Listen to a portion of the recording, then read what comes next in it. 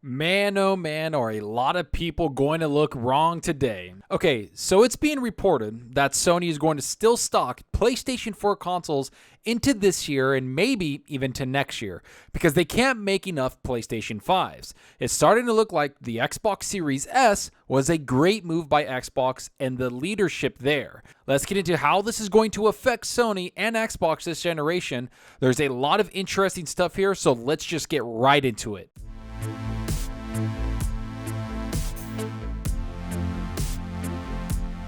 Hey, what's up everyone? Thanks for stopping by and checking out the video. Remember to hit that subscribe button and that like button. The support is greatly appreciated. And if you want to be notified on future content, hit that small little bell icon. And if you want to go that extra mile to support the channel, hit that join button.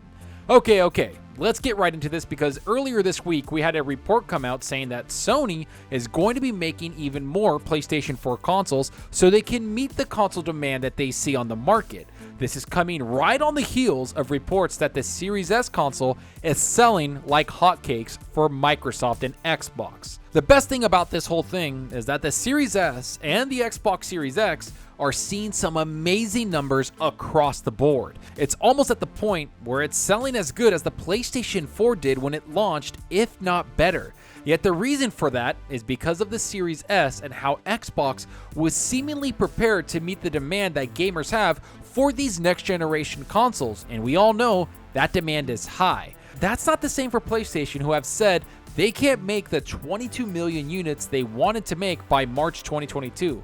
Instead, they'll only be able to make 15 million by March 2022, which means their sales numbers aren't as high as some fake insiders have claimed. Which brings us back to the Series S and the PlayStation 4. Let's get into what's being said. Reaction: Sony continuing PS4 production shows that Xbox Series S was a great move. The Xbox Series S has been somewhat controversial since its reveal and release in 2022. The lower spec next-gen console was seen by some as a way of holding the generation back, essentially limiting what could be extracted from Xbox Series X and PS5. A global chip shortage shows it was the right move after all. Earlier today, January 12th, Bloomberg reported that Sony is set to continue PS4 console production through 2022. The report claims that the main reasons for this are PS5 supply shortages and to offer fans a lower cost option.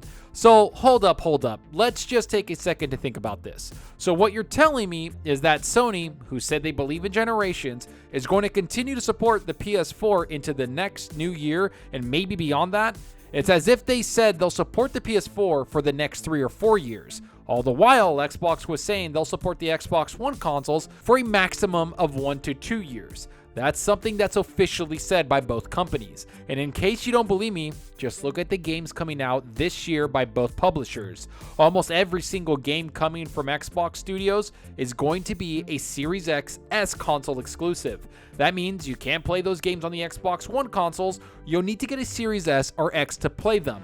Meanwhile, we have Sony's exclusive games coming to the PlayStation 4 generation this entire year. And not just their small games, but their giant games like Horizon Forbidden West and even God of War, which is set to release late next year. You know, those massive games that everyone said will only be on PlayStation 5 because it's not going to be held back by the PS4 or the Series S. Talk about getting egg on your face. Which brings me to what people have said for the longest time since the Series S was announced, alongside the Series X. Okay, let's get one thing straight. The Series S isn't holding anything back from developers. Its CPU is top-notch and it has the same internal storage speed as the Series X. The GPU is the only thing that's less powerful, yet with the new architecture, it's still a very capable machine. It's far easier for developers to scale resolutions and graphic quality on a game than it is to calculate a CPU that just can't keep up with what they're trying to do. So we know that the Series S and the Series X have the same CPU and will get the same performance on games. The only difference might be resolution and the graphic quality, which again is easy for developers to manage. Is it the easiest thing for them to do? Of course not. It takes a little extra work, but it's far easier to manage the graphics and resolution. So anyone saying this console is holding anything back should give good reasons why. Not to mention, they need to look at what Sony is doing with their platform's first-party games. because now this means they might support the PS4 even longer because of these shortages. Unlike Xbox, which is something that is being talked about right here. Production was reportedly set to discontinue at the end of 2021 before these plans changed. The move is understandable though, given how tough it still is to find PS5 and indeed Xbox Series X systems. That got us thinking of the Xbox Series S and how now it seems like a bit of a masterstroke. It's helped contribute to record console sales for Xbox while also providing a lower cost option for fans. Oh, and it's been in stock pretty consistently since 2020's launch. I mean, how easy is this for people to understand? We all knew that the Series S was going to be a dominant console on sale. It was going to be available for most people. It was going to be a far cheaper price entry, not to mention it's far cheaper to make for Microsoft. The Series X is the premier console on the market with the most power, we all know that. And the hardcore gamers will shoot to get that console no matter what, much like I did. But that doesn't change the fact that Sony does not have anything that could compete with the Series S console. And this new strategy of making the PS4 console available for longer is going to be their damage control for this. Because we all know the PS5 is selling extremely well, but it's not selling nearly as good as it could because of the shortages they're having. But now Sony sees Xbox selling new systems like crazy and getting so many new customers, they understand they need a smaller price entry point like the Series S provides Microsoft. And they'll rely on the PS4 to do just that, even if it means supporting the console for a couple more years, which if by the logic of non-insiders and non-gamers, this will hold every single Sony PlayStation exclusive back. These games won't be next generation apparently, even though I completely disagree with that notion. It's still funny to take a jab at those people because that's something that they've been running with for the last year and a half. But I digress. Let's get back into what else is being talked about in the article. The system certainly hasn't held the start of the generation back either. Sure, its backwards compatibility solution isn't perfect, but most things next-gen focused have turned out pretty well. The most next-gen thing we've seen so far, the Matrix Awakens demo, looks and runs superbly on the budget system. That's not to mention some superb ports that have arrived for Series S so far. Gears 5 runs smooth as butter on there, up to 120 frames per second in multiplayer. Similar praise goes for the likes of Forza Horizon 5, with the system's high-spec CPU providing a solid 60 FPS mode, even in an open-world title. Look, we ain't here to slate Sony's approach. We fully understand why PS4 production looks set to continue.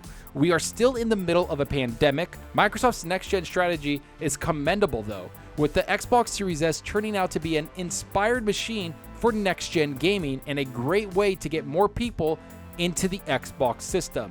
So to wrap everything up nice and easy for everyone to understand, we know for a fact now that Microsoft and Xbox did the right thing this generation. They didn't just want to make the most powerful console on the market, which by the way, they did.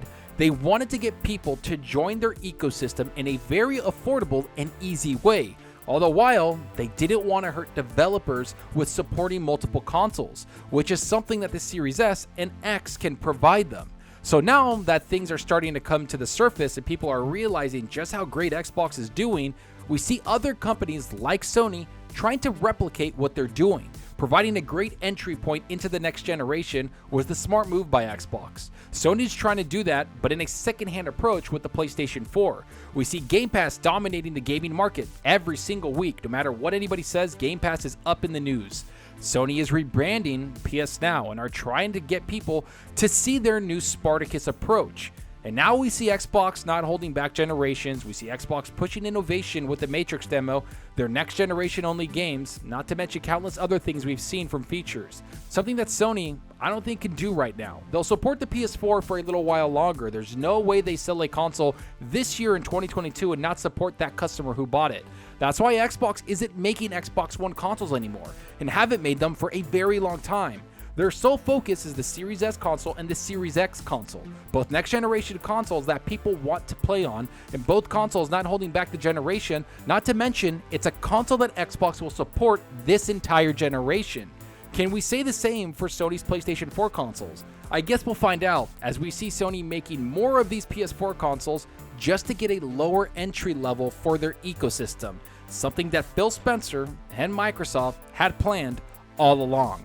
Talk about a great business plan. Talk about executing this next generation flawlessly. I have to say, Phil Spencer knows what he's doing, and so does Xbox. Let's hope Sony gets their feet under them and they start to bring out some good games, which I think they're going to be doing that this year, but also get their hardware right. But enough of what I think about all of this. Tell me what you think about all of this. Are you surprised Sony is going to make more PlayStation 4 consoles? What does this mean for their first-party studios? Will we see people buying PS4s in 2022 and be left behind in 2023? Was Sony being honest when they said they want to support the PlayStation 4 for 3 to 4 years after the PlayStation 5 launches? Was Xbox right all along with their next generation strategy? Go down below and let me know. And I hope you enjoyed the video, and if you did, please hit that subscribe button and that like button to support us out the channel more than you know. And give me a follow on Twitter at Zocker87. I'm always on there talking games and sharing my latest videos. Plus, I love interacting with everyone there, so get on Twitter and let's talk about gaming. Also, follow me on Xbox Live. My gamer tag is Zocker87, just like my channel name. See what games I'm playing, and let's compete in achievements for the month. So right now, I've been playing a lot of Horizon Zero Dawn. I'm having a great time with that game. Speaking of PlayStation, I have to say on the PC, it runs flawlessly. I'm going to be jumping into God of War on the PC because I want to see what it runs like on my 3090. And I have to say, I beat that game on my PS4 Pro and had a blast. It's one of the best games I've ever played. So I'm looking forward to playing that on the PC. And I've been playing a lot of Game Pass games like Serious Sam, and I'm jumping into a lot of stuff like Forza Horizon, Halo, playing with my buddies, even golfing with friends. I really recommend people check that out. It gets ultra competitive and it's a lot of fun. Plus, it's on Game Pass. Go have fun with it. But I'm not going to lie, I'm waiting for Rainbow Six Extraction to come out. It comes out right when I come back from vacation. If you guys don't know, I won't be on the podcast next week, but I'll be gone all next week. I have a couple videos ready to come out for you guys, so stay tuned for those. I have them pre-recorded, and if you have any questions, I'll be on Twitter talking to everybody while on vacation, so let me know what you're playing, though. I want to know what you're playing on your Series X, your PS5, or on your PC. I like to know what everybody's playing, because that's what we're here for, is to talk games. And that's all for now. Thanks for watching, and until next time, remember, enjoy your gaming. Later.